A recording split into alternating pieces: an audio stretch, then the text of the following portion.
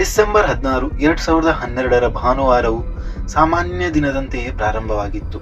23 ವರ್ಷದ ಫಿಸಿಯೋಥೆರಪಿ ವಿದ್ಯಾರ್ಥಿನಿ ಮತ್ತು ಆಕೆಯ ಸ್ನೇಹಿತ ಅವನಿಂದ್ರ ಪ್ರತಾಪ್ ಪಾಂಡೆ ಸಂಜೆ ದಕ್ಷಿಣ ದೆಹಲಿಯ ಸಾಕೇತ್ನಲ್ಲಿರುವ ಸೆಲೆಕ್ಟ್ ಸಿಟಿ ವಾಕ್ ಮಾಲ್ನಲ್ಲಿ ಲೈಫ್ ಆಫ್ ಪೈ ಚಲನಚಿತ್ರವನ್ನು ನೋಡಲು ನಿರ್ಧರಿಸಿದರು. ಚಲನಚಿತ್ರ ರಾತ್ರಿ 8:30ಕ್ಕೆ ಮುಕ್ತಾಯವಾಯಿತು. ಅಲ್ಲಿಂದ ಅವರು ದ್ವಾರಕಾಗೆ ತೆರಳಲು ಸರ್ಕಾರಿ ಸಾರಿಗೆಯನ್ನು ಹುಡುಕುತ್ತಾ ಮುನಿರ್ಕಾ ಬಸ್ ನಿಲ್ದಾಣಕ್ಕೆ ಬಂದರು. ಅದೇ ಸಮಯದಲ್ಲಿ 6 ಮಂದಿ ಅಪರಾಧಿಗಳ ಗುಂಪು ರಾಮ್ ಸಿಂಗ್, ಮುಖೇಶ್ ಸಿಂಗ್, ವಿನಯ್ ಶರ್ಮಾ, ಪವನ್ ಗುಪ್ತಾ, ಅಕ್ಷಯ್ ಠಾಕೂರ್ ಮತ್ತು ಒಬ್ಬ ಅಪ್ರಾಪ್ತ ಬಾಲಕ ಮದ್ಯಪಾನ ಮಾಡಿ ಒಂದು ಖಾಸಗಿ ಚಾರ್ಟರ್ಡ್ ಬಸ್ನಲ್ಲಿ ಸುತ್ತಾಡುತ್ತಿದ್ದರು. ಈ ಗುಂಪು ಬಸ್ಗೆ ಹತ್ತುವ ಮೊದಲು ಮುನಿರ್ಕಾ ಬಳಿ ರಮದಾರ್ ಎಂಬ ಬಡಿಗನನ್ನು ವಂಚಿಸಿ ಆತನನ್ನು ಲೂಟಿ ಮಾಡಿ ಬಸ್ನಿಂದ ಹೊರದಬ್ಬಿದರು. ಇದು ಇವರ ಕ್ರಿಮಿನಲ್ ಉದ್ದೇಶದ ಮೊದಲ ಸೂಚನೆಯಾಗಿತ್ತು. ರಾತ್ರಿ ಸುಮಾರು 9 ಗಂಟೆಗೆ ಈ ಬಿಳಿ ಬಣ್ಣದ ಬಸ್ ಮುನಿರ್ಕಾ ನಿಲ್ದಾಣಕ್ಕೆ